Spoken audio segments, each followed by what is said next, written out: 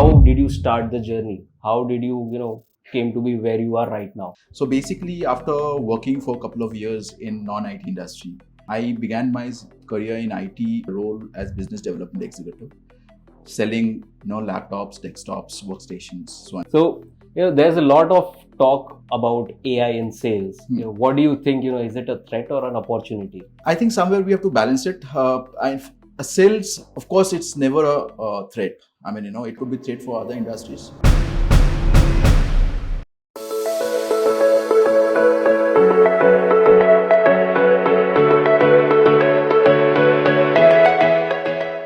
Hello everyone, welcome to Humans of Converge, presenting HOK Talks, a brand new podcast where we discuss the latest tech trends, business ke bold moves, and IT ke insider secrets.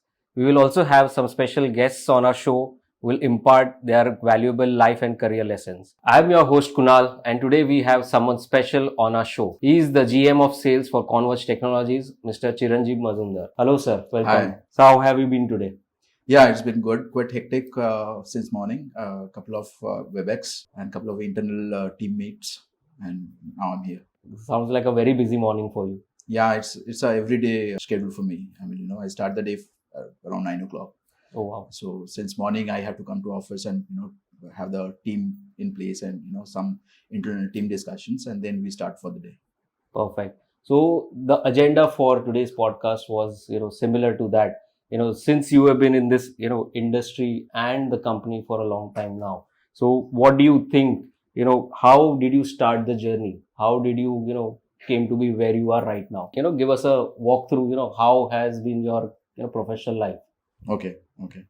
Thanks for putting this question. It would take me to my probably salad days. Okay. So basically, after working for a couple of years in non-IT industry, in direct sales. Okay, I began my career in IT with a role as business development executive, selling laptops, desktops, workstations, so on and so forth. So that's my journey, and I started my entire journey in the city called Chennai.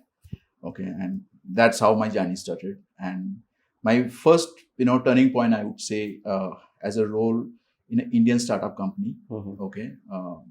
Who was into product development on NAS and IP SAN storages. That was basically a setting the path to me where I am today. Wow.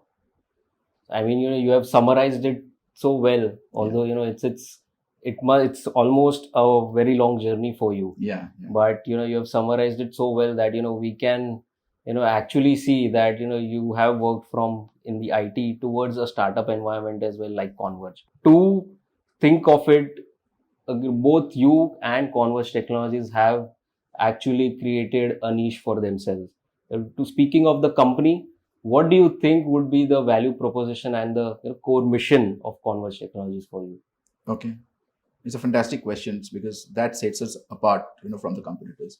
So I would say the core mission or the purpose of Converge, in terms of IT solutions and services, is as simple as it is. We use the cutting edge technologies, to create an amazing customer experience. So it's all about customer value add and customer success stories. So you mentioned about customer value and customer success. Sales is already, as many of us know, it's a very difficult nut to crack, and customer satisfaction has to be the number one priority. Yeah. So what do you think when it comes to what would be the effective sales strategy to get that customer satisfaction and at the end of the day get more sales as well?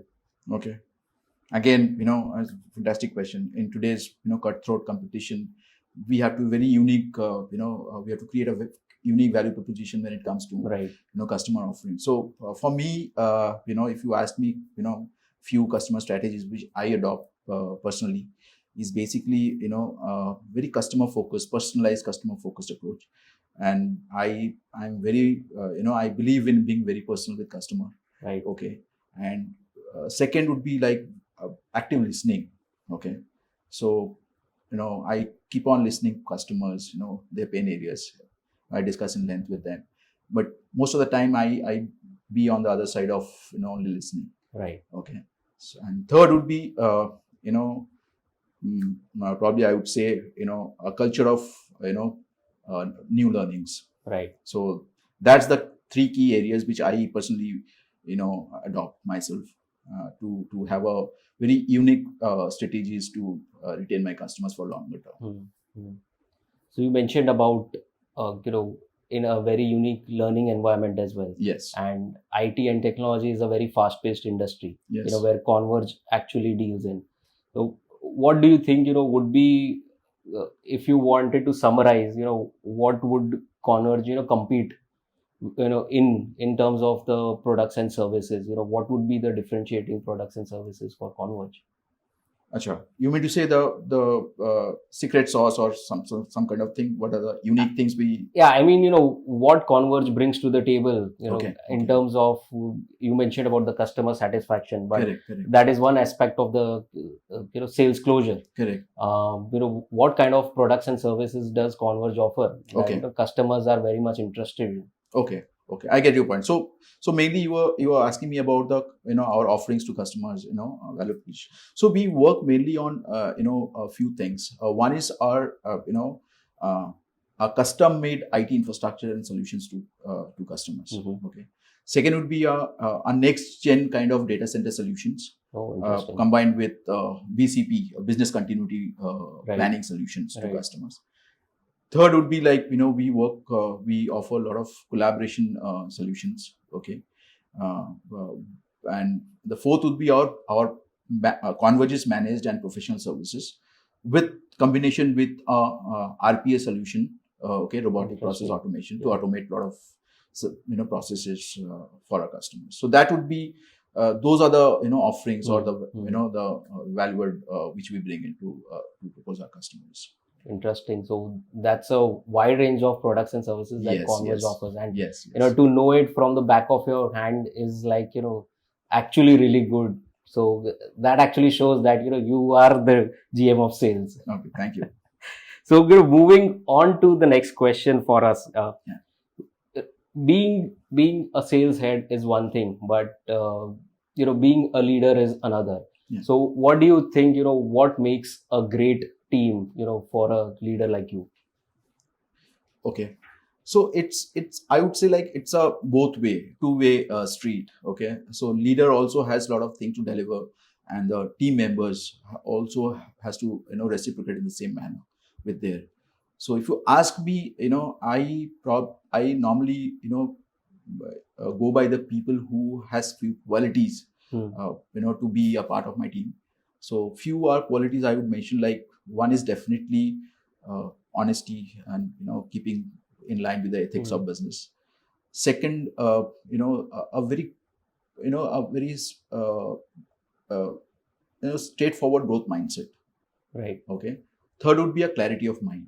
I mean, and critical thinking. Okay. So these are the few things which I would look for my team members, to be a part of a team. And of course, in terms of leadership, I always believe leaders. Leaders cannot be a self-made leader. I mean, you only need to have followers. If people following you are definitely a leader. Okay. Right. And I believe that for me three things are very critical to be a good leader in terms of leadership. One is humility, second is clarity, and third is courage. So that's leadership for me. That's an impressive definition of a leader. It's actually something that was really unexpected to listen to from a stalwart like you. And you mentioned about a great team, and say I wanted to join your team. What would be your one thing that you would look for to become that next tech sales lead, or say the tech sales manager in your team? What would be the golden advice that you would give to a fresher like me? So I would say it is, it is a continuous learning process. So one should has the hunger for new learnings. Right. So in today's industry, you have to keep on learning. I mean, you cannot sit idle and whatever you have learned. So you have to continuously learn, unlearn, and relearn. So Right. that is the only thing I look forward to my team members. I keep saying that continuous learning process is the key to achieve things in future. Right. So I would look forward, as a fresher, if you say, I would look forward only a learning appetite and and to keep going further. So in other words, degree or qualification is not important as much as my hunger for learning new things and trying to achieve the goals that are set for me. Okay, in today's day and age, I don't think degrees have that weightage when it comes to selecting team members. I personally feel that. Right. I only look for candidate in terms of attitude and the skills what they bring into table. Okay. It is not on the degree part of it. Of course, that is required to a certain extent, but mostly I look for the correct skill sets, the relevant transferable skills which they could bring in. What is the value add, and of course the attitude matters. Right. So those were some heavy questions and some very good insightful answers from you, Chiranjib sir. We'll now take this segment in a lighter note. Yeah. So we've got a rapid fire round where you're scaring me now. There's nothing to be scared. I mean, it's like the first question that I'll ask and the answer that comes to your mind. You just have to tell us the answer. Yeah. So to begin with, which is the tech tool that you think you cannot survive without? I think Salesforce. Salesforce. Yeah. Okay. Interesting. So that's the CRM that majority of the global companies use. Exactly. Right. And if you had a favorite movie character, you think would actually kill it in sales, who would that be? That would be a picture starring Will Smith. Okay. And I am not recollecting the name. Where he started, as a salesman. Right. Window. I am not getting the name. If you can. I think the movie's name was Pursuit of Happiness. Pursuit of Happiness. So that is the character which I personally feel, very inspirational. And I go by that character. Yeah, that was actually a great movie and a lot of things to learn about perseverance and grit. Yes. I agree. And thank you for remembering the name. In fact, I think after this podcast, I think, we should catch that movie together. For sure. So, what would be the most used emoji in work chats that you feel? Normally, I avoid emojis, but if you ask me, I think laughter emoji, because I always feel happiness and be positive would be the you don't have to be very serious about. So if you ask me, it's laughter emojis. Interesting. So in terms of sports, cricket or football, which would be your football?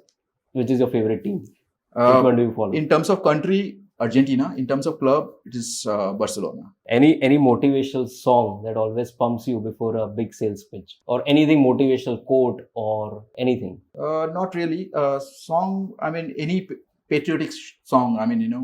Motivates me. Right. There is no any particular any specific songs, but anything which talk. Which gives the message that we have to stand together.